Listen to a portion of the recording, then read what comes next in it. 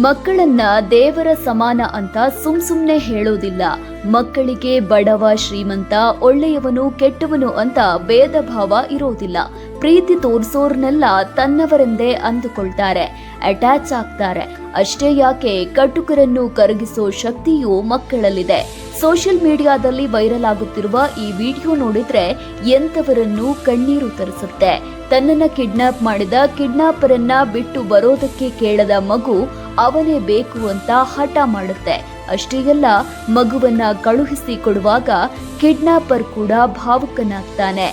ಜೈಪುರದ ಸಂಗಾನೇರ್ police ಠಾಣೆಯಲ್ಲಿ ನಡೆದ ಘಟನೆ ಇದು. 14 ತಿಂಗಳ ಹಿಂದೆ ತನು ಚಹಾರ್ ಎಂಬ ವ್ಯಕ್ತಿ 11 ತಿಂಗಳ ಮಗುವನ್ನ ಅಪಹರಿಸಿದ್ದ. ಪೊಲೀಸರಿಂದ ತಪ್ಪಿಸಿಕೊಂಡು ತಲೆ ಮರೆಸಿಕೊಂಡು ತಿರುಗಾಡುತ್ತಿದ್ದ ಆತನನ್ನ ಇದೀಗ ಪೊಲೀಸರು ಬಂಧಿಸಿದ್ದಾರೆ.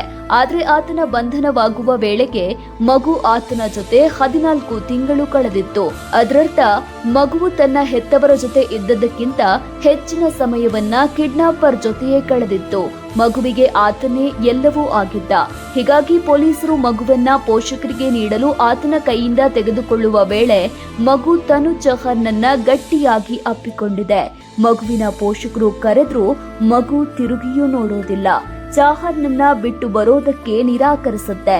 ಈ ವೇಳೆ ಪೊಲೀಸರು ಒತ್ತಾಯ ಪೂರ್ವಕವಾಗಿ ಮಗುವನ್ನ ಆತನಿಂದ ಕಿತ್ತುಕೊಂಡಾಗ ಮಗು ಜೋರಾಗಿ ಅಳಲು ಆರಂಭಿಸಿದ್ದು, ಠಾಣೆಯಲ್ಲಿ ಪೊಲೀಸರು ಸೇರಿದಂತೆ ಎಲ್ಲರೂ ಕಣ್ಣೀರಾಗಿದ್ದಾರೆ.